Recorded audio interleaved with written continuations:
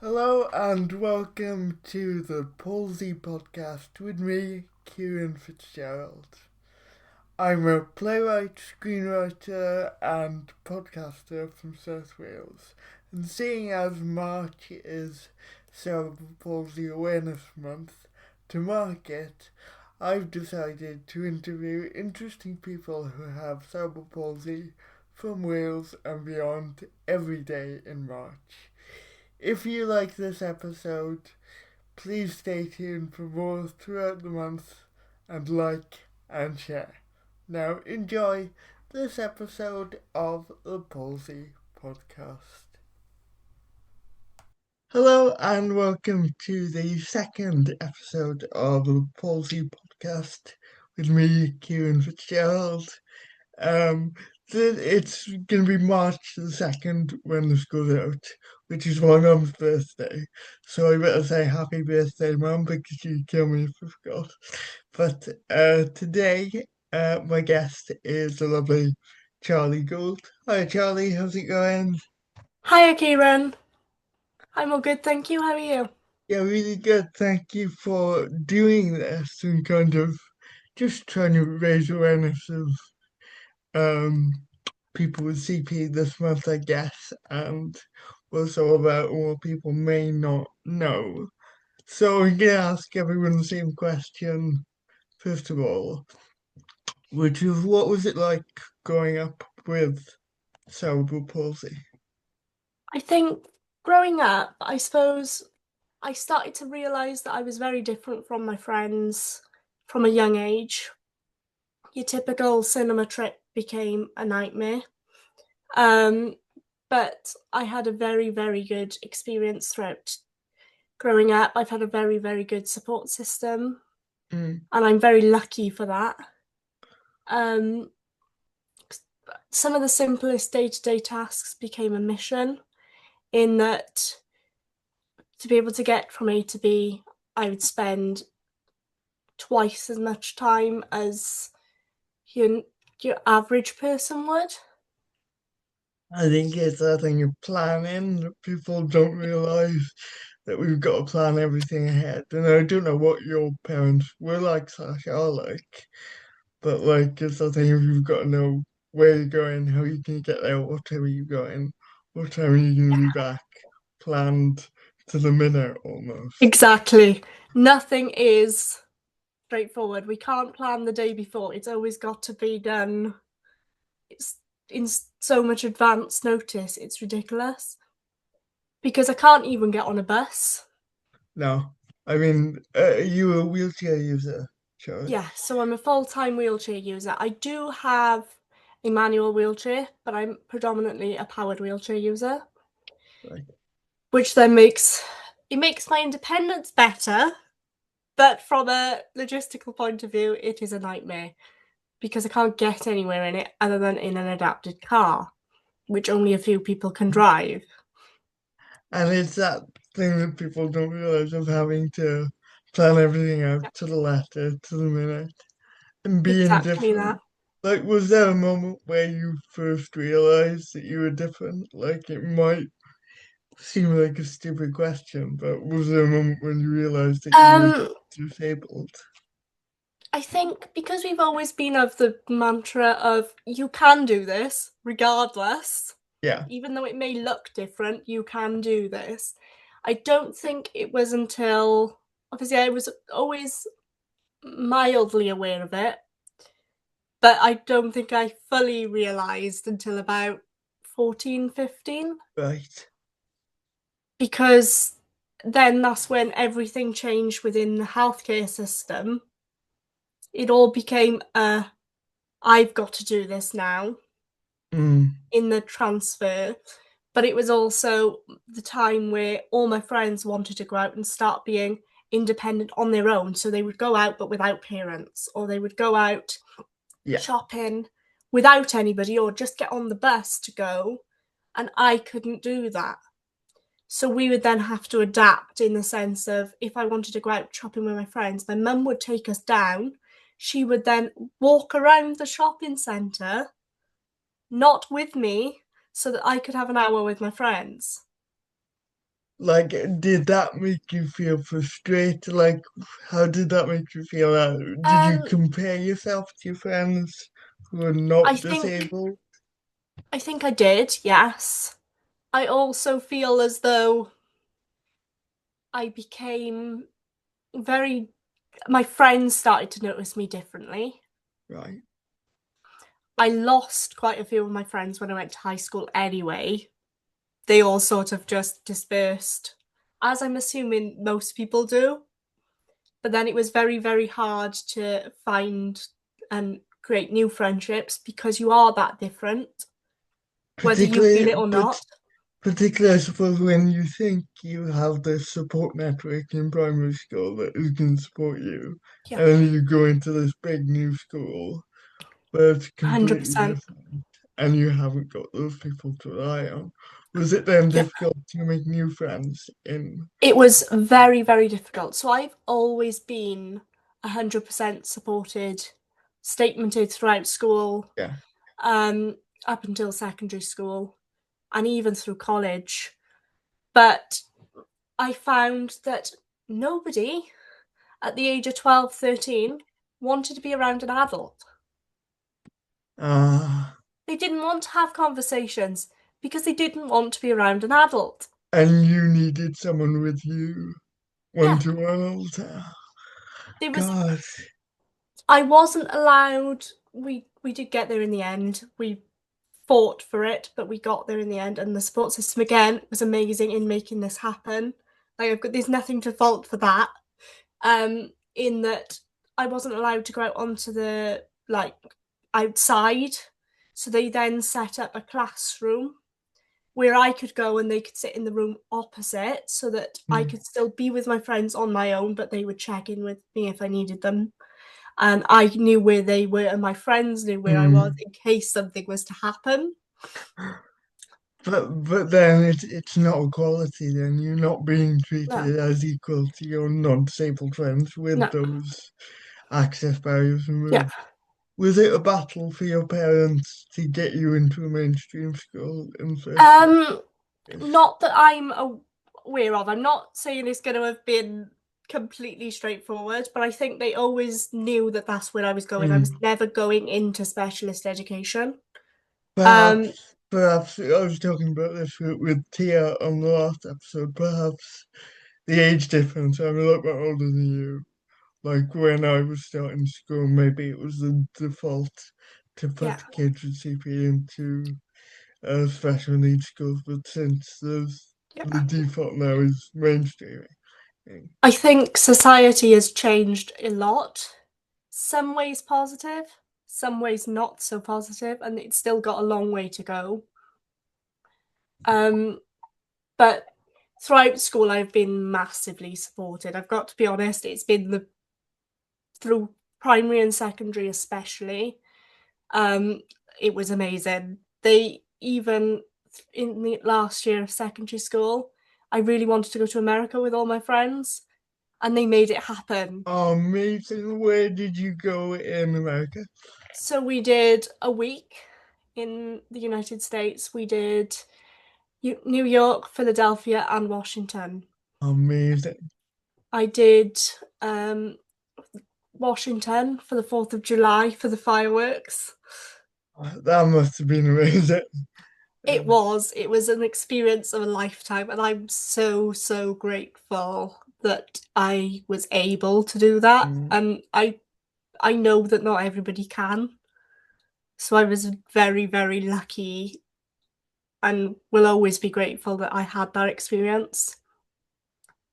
And um, is there anything you wish you or the school could have done differently in terms of supporting your education?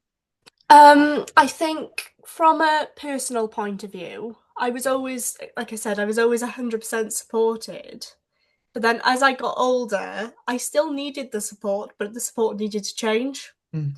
And Yeah. looking back now, I wish we'd implemented these things a lot earlier on, because now at the age of 19, I'm still fully supported. Mm. But I become, as soon as I'm left for 20 minutes, I become really, really anxious. So it's helped me get to where I am today, and I will never take that for granted. But at the same time, I so wish we had implemented better strategies a long time ago so that I was more able to be on my own. And that would have helped manage your anxiety. I feel similarly. Like there's not that you're relying on other people all the time, but there's a learned behavior expecting that support, and you need a certain amount of support. But yeah, I don't know that transition between child services and adult service. Because we talked about this on the webinar we did for CP Company a few Yeah. months ago. For me, there doesn't seem, once you age out of child services, there doesn't seem to be anything unless you can afford to go privately. Yeah. Or afford to fight for it in the first place. Yes. Yeah, But and CP is still officially registered as a childhood condition. yeah, And there's loads of us who are living well into adulthood. So to me, that's something that needs to be it looked at. definitely needs to change. So you're in uni at the moment. Um, Yes. what uni are you in? How's that going? So I'm University of South Wales. Oh, that's where I went. Which campus are you on? So it's the Glintath campus, Right. but I'm doing mine through a college Oh, okay. local because of being able to get me there and logistics, and I can't stay in halls because they weren't adapted. They were adapted, but they weren't adapted to what I would have needed. Do you feel then that they've said, oh, it is accessible, perhaps just as a tick box exercise where it's not It's, actually suitable? I think their understanding of accessible is very different to somebody who's lived it. Mm.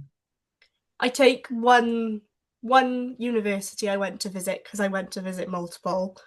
Their version of accessibility was a building with a accessible button, push button door on the front. Mm. One of them. Just one. So Just one. one door you can go into. Yep, just one.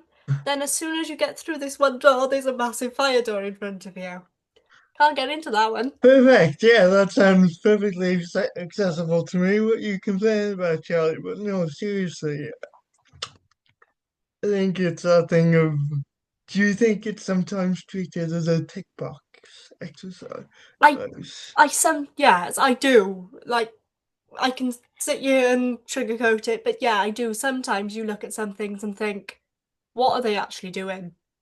Mm. And Because other things are done really, really well.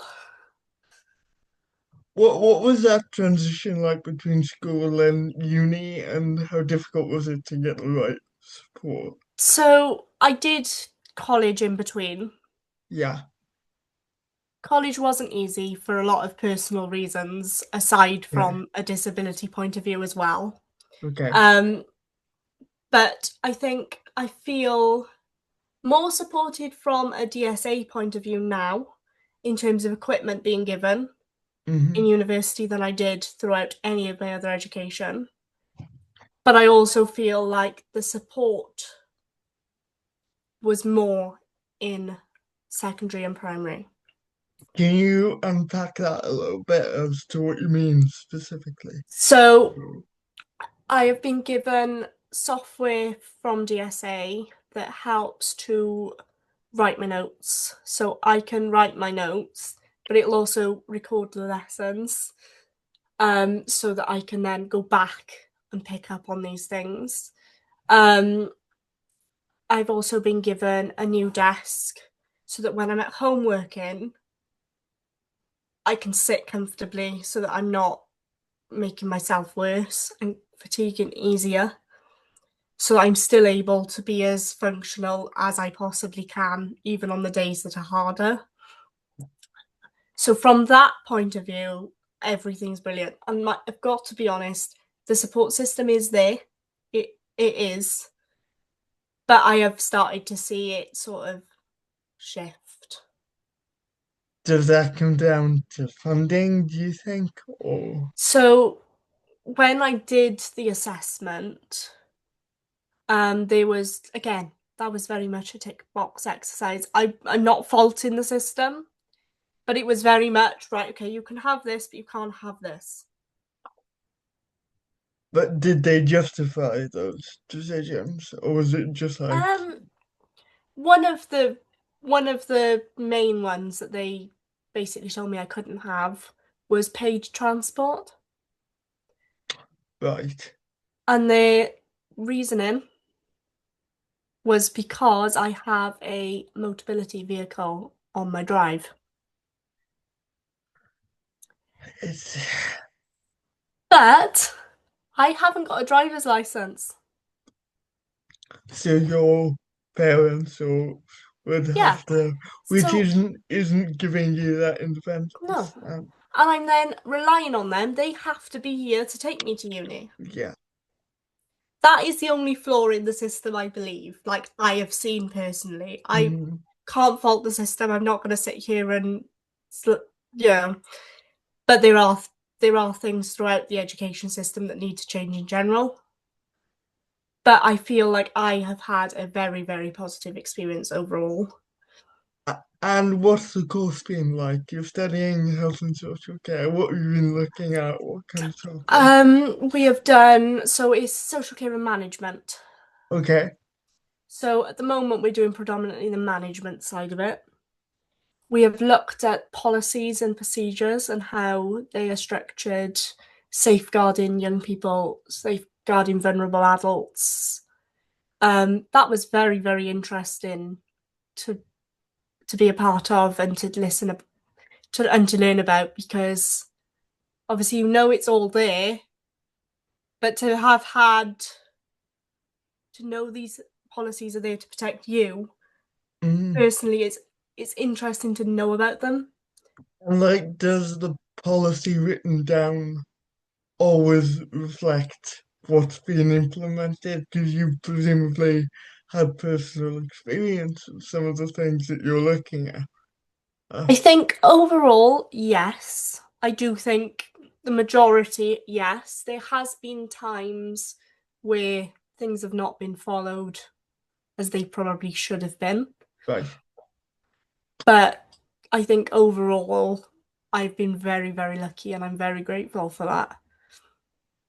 And what do you want to do? What year are you in at the moment? What year are you in at the moment? So I'm first year at the moment. I'm aiming to become eventually basically an agent for change in making sure that people with disabilities have a voice and somebody who can go and advocate for them. Brilliant.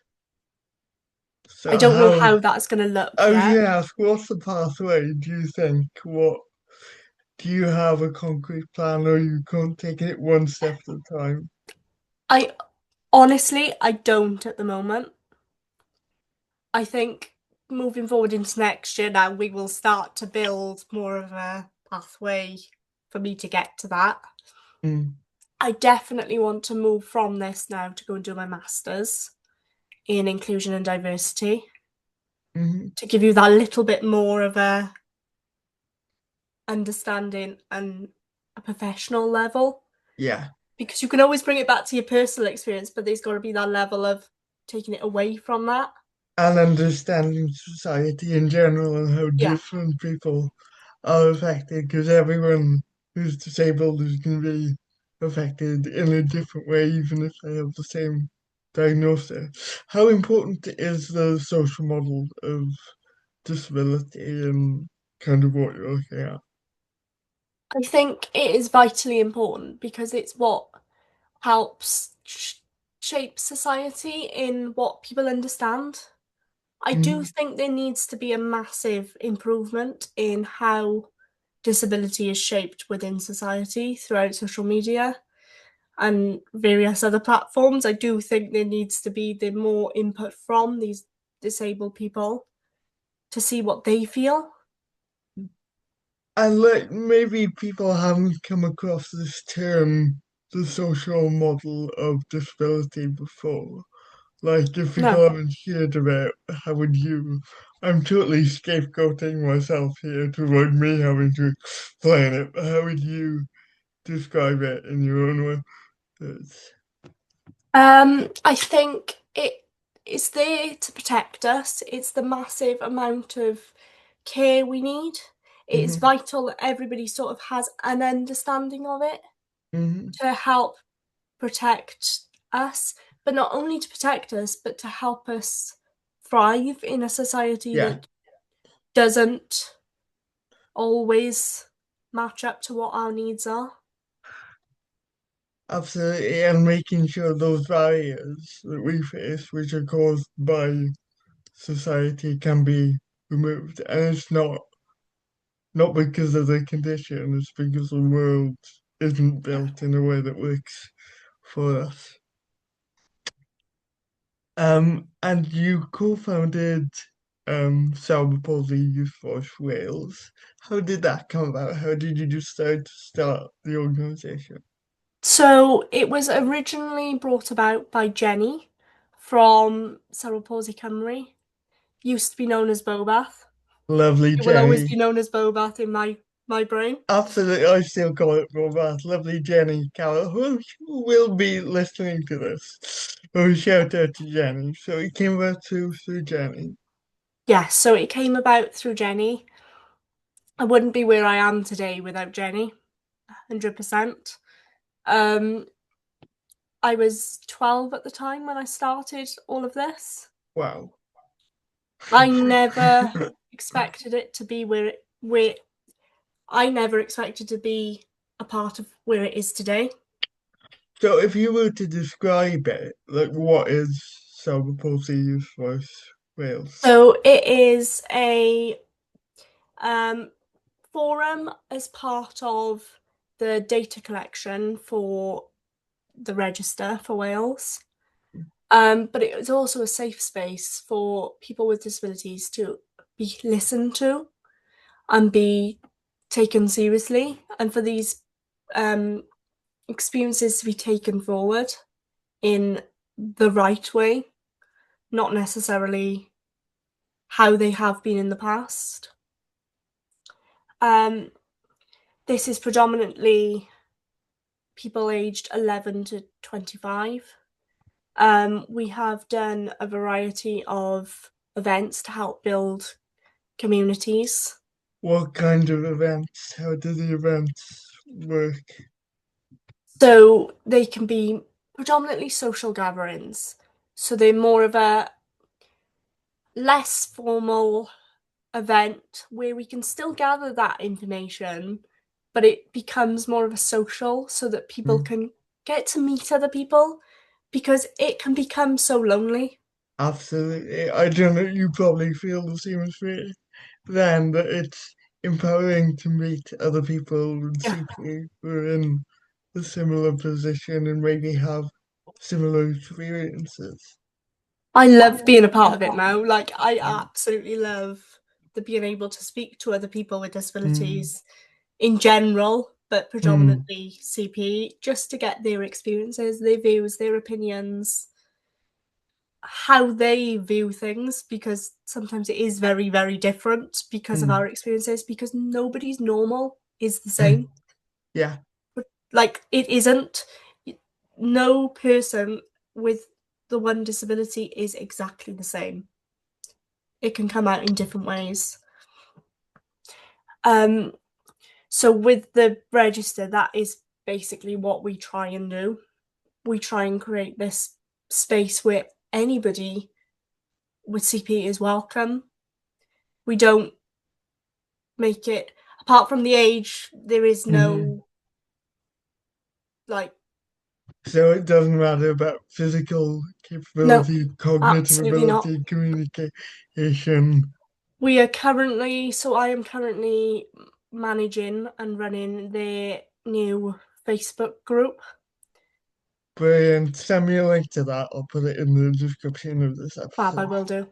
Um, this is to help bring the young people together again, but on a different level. So it's not always then brought about by a healthcare setting, Mm. even though I don't class where we meet up as a healthcare setting. But it is also that space where they can still communicate, but in a safe way, Mm. because this group is completely locked down and monitored 24/7. And how do you engage with the community? How do you find new members? How do you identify people So who might benefit? at the moment, it is all run off the database that is held by people who have attended CPC. So to explain that, so as I understand it, there's a database that CPC holds of people who've attended CPC and received treatment, and they keep Yes. that data on file. So it only for the recommended amount of time that they have to Okay, follow, obviously. yeah. But it is that is how we're using their email list to be able to get it out to people at the moment. Mhm. We are looking to hopefully expand it in other ways fairly soon. But at this moment in time, that's how we've managed to get it to where it is now. And what are the kind of attention? How many people are you attracting? What kind of engagement do you have? So at the moment, it is because it is predominantly a group of five of us running the main group. So Mm. I'm the one that puts everything out, but there are a team of five behind us that help formulate these posts, decide what needs to go on the page. And so at the moment, the actual group itself is quite small, but we're hoping to expand our group to then be able to produce more, to hopefully expand the group further, hosting more meetups. The more meetups we do, the more engagement we seem to get. So we are looking to Mm. host more meetups in the future. Do you wish that this was something that was available to you when you were younger? Oh, absolutely. I wish that when I was really, really young, that this was something that I could have had access to. I am very extremely grateful that now that it is here for the people coming through in the future. But I think had I had this myself, it would have made the the things people think are simple a lot more straightforward. Mm. Like, did you have like adults with CP who you knew who you could look up to or ask questions to? Did you know people in similar situations to you? Not really before I started this. I've got to be honest, before I started this, it was very much I was the only one throughout school that was in a Mm. wheelchair. Um, I was the only one when I went to Brownies that was different.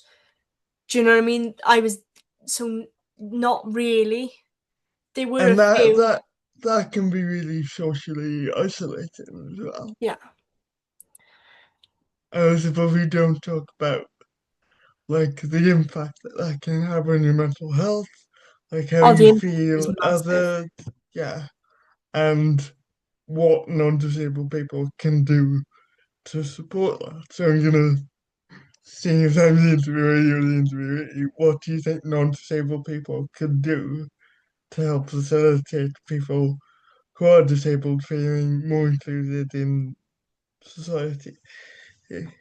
I think, as I said earlier, I think that society is conditioned to see us as different Mm. when all we really want to do is live a life to the best of our abilities. Yes, it might not be your standard day or how you live life, but it's how we can. Mm. I think we also tend to be treated, I don't know if you've experienced the same, we tend to be treated as children. Absolutely. I think often when I'm out with my friends, if we're going to shop or restaurant, the people working there will talk to my friend and not me. Talk to me as if I don't understand it. And do you experience similar things? Yeah, I think, yeah, 100%. As soon as I'm out, I do tend to see the difference. Not so much anymore, but I do occasionally sort of still see that bit where, and especially because my friends are slightly older than me, Mm. they see it as, oh, oh, look at her. When Mm, actually, speak to me because I have a voice too. exactly. And I think that's and it's so frustrating. And to not let that get you down is difficult. Yeah. But I think through things like this, hopefully we can educate people to I just, also think it depends on your setting and where you are. yeah, you gotta pick your battles, Charlie, I think. Yeah. Because I am very, again, like I said, I'm very, very lucky to have an amazing group of friends. Like, they Mm, are always there to support me. They will always back me up if somebody started saying something. They will always take me away from that situation. Do you mean mm, they are amazing at that? And anything I need, they will do. But it still doesn't avoid these situations yeah, fully. it's it'll happen. And I think, again, this is very, as you get older, again, it's something you kind of experience. Hopefully, not everybody, but the it seems to be a predominant experience in that people just think they can say whatever they want to you. Yeah, yeah. And without consequences, without, And the answer callback. is no. Yeah.